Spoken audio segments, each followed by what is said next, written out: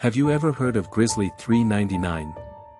Grizzly 399 was a grizzly bear living in Grand Teton National Park and Bridger Teton National Forest in Wyoming, United States. She was followed by as many as 40 wildlife photographers, and millions of tourists came to the greater Yellowstone ecosystem to see her and other grizzly bears. She was born in a den in Pilgrim Creek, Wyoming, in the winter of 1996, and was captured in 2001 and fitted with a radio collar by the Interagency Grizzly Bear Study Team.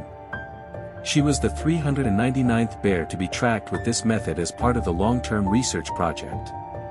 In 2018, monitoring of 399 via radio telemetry ceased, with the research continuing as she resided in an area where she was easily observable.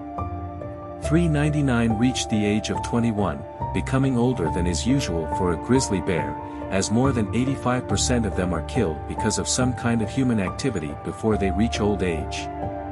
She weighed almost 400 pounds, and when standing upright on her hind legs, she was 7 feet tall.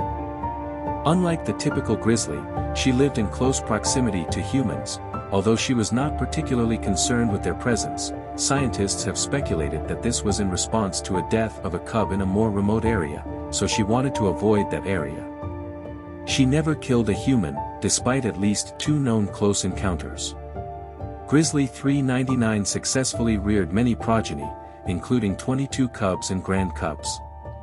She taught her offspring habits to benefit from rather than be harmed by human proximity, such as loitering during the fall elk hunt to consume abandoned elk innards and looking both ways before crossing roadways to avoid being struck by vehicles, a common cause of death among bears.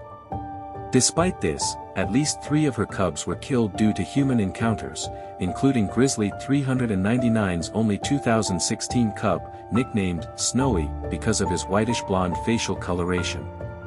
In June of that year, Snowy was struck and killed by a car in Grand Teton National Park, an incident investigated as a potential hit-and-run accident.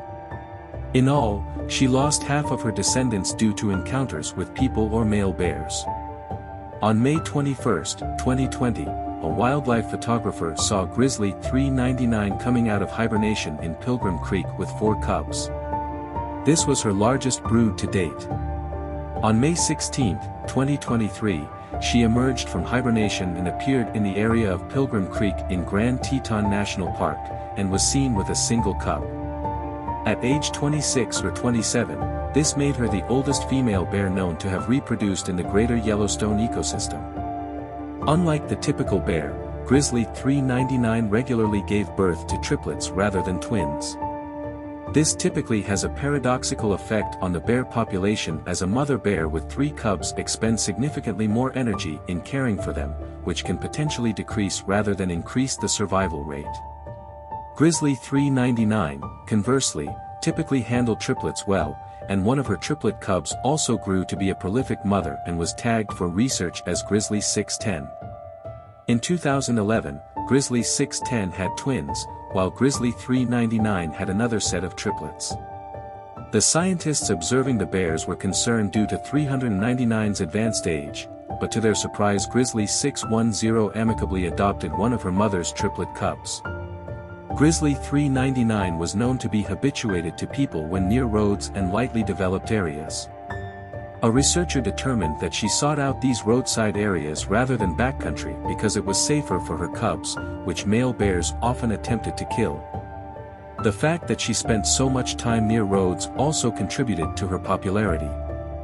In 2011, the sight of a mother grizzly bear and her 3 cubs near a road in central Grand Teton National Park was enough to cause traffic to come to a halt in both directions for miles.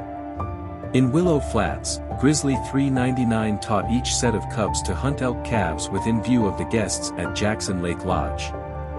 Sadly, on the evening of October 22, 2024, Grizzly 399 was fatally struck by a vehicle on Highway 2689 in Snake River Canyon, south of Jackson, Wyoming.